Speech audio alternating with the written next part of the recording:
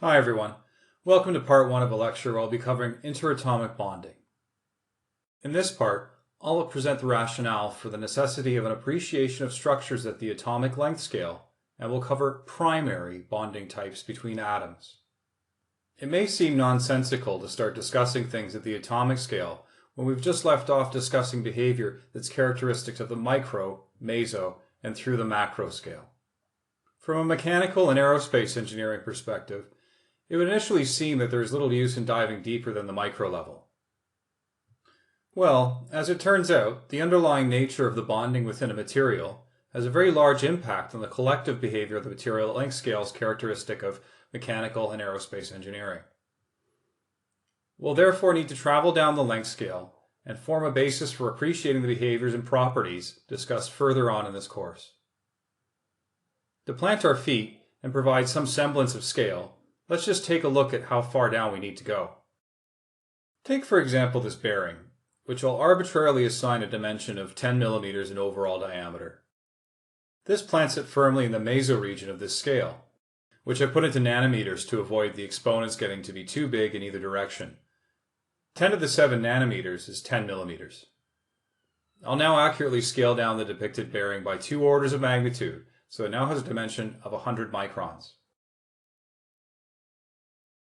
You can see that it approximately has the width of one of the divisions on my nano ruler.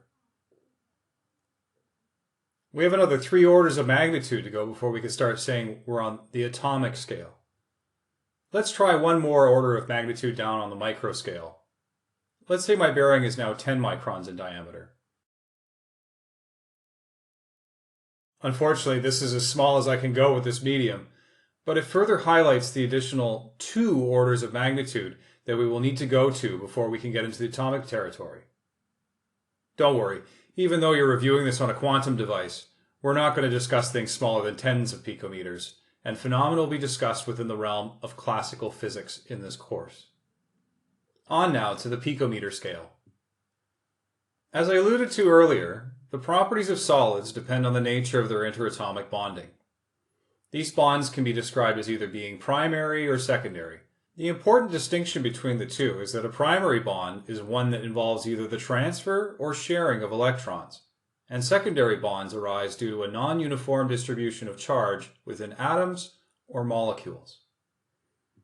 The relative strength is measured by the energy associated with each type of bond is much higher for primary rather than secondary. We will not discuss secondary bonding in this lecture, only the primary bond types. As can be seen in the bottom left, a Bohr atomic model can be used to describe atomic structure. The nucleus, containing neutrons and protons, is represented at the center. Orbiting electrons at discrete valence levels are represented by the rings. The outer valence levels are the most important when considering which atoms will have what type of bond. If there are very few electrons located here, then they will have a strong tendency to gain electrons and become negatively charged ions. That is, a previously neutral atom will gain a net electrical charge. Positively charged ions are those that easily surrender valence electrons, those atoms which have valence levels nearly complete.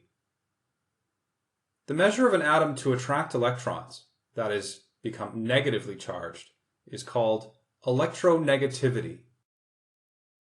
On the periodic table, elements are organized on the basis of their atomic number, electron configurations, and chemical properties. The rows of the table are called periods, and the columns are called groups. Elements in the same group tend to show similar behavior in terms of atomic radius and ionization potential as characterized by electronegativity. Metals tend to surrender electrons, and they are generally located towards the left and bottom of the table in lower group numbers, whereas nonmetals and intermediate metalloids appear in the top right. Metalloids have intermediate properties, and the form they can take is dependent on the conditions imposed, such as temperature or pressure. The main feature to appreciate is that electronegativity increases from left to right for increasing group numbers, and there is a greater tendency to surrender electrons from the bottom left corner to the top right. That is to say, elements in the top right will exhibit negative ions, more than elements in the bottom left corner of the periodic table. Let's look at the first primary bond type, the ionic bond. Ionic bonding arises when there is an electrostatic attraction between oppositely charged ions. For example, sodium chloride forms when the single valence electron for sodium is surrendered to a neutral chlorine atom. A neutral sodium atom requires a further 7 valence electrons to completely fill its band, whilst chlorine only requires a single atom. There is a strong driving force for sodium to surrender its valence electron to become positively charged, and with the chlorine accepting it to become negative. This situation occurs whenever there is a large electronegativity difference between two elements, and this is apparent by looking at the periodic table. Both sodium and chlorine belong to the same period, but are on opposing sides of the table, with chlorine having a much higher electronegativity than sodium. This is why most ionic bonding takes place between a metal and a nonmetal. The solid generated takes on a crystalline structure due to the attraction between sodium and chlorine ions. The sodium atoms are much larger than chlorine, and the arrangement that they take on appears as depicted. Sodium ions are surrounded by chlorine ions along regular repeating patterns along crystallographic planes. It's important to recognize that sodium and chlorine ions do not simply form pairs containing single sodium and chlorine ions. This is because a negative charge attracts all positively charged particles and vice versa. The average distance between ions and the crystallographic arrangement are decided by the charge, size of the atoms, and external conditions, such that energy for all atoms is minimized, as we will discuss in the second part of this lecture. Next, let's look at covalent bonding. One very important covalent bond is that of carbon. Carbon has an outer valence level with 4 electrons. In order to be full, it requires another 4 electrons. In one form of the carbon-carbon bond, it shares the valence electrons with another 4 carbon atoms. Here, the tetrahedral form of the carbon-carbon bonds making up diamond as a covalently bonded network are shown.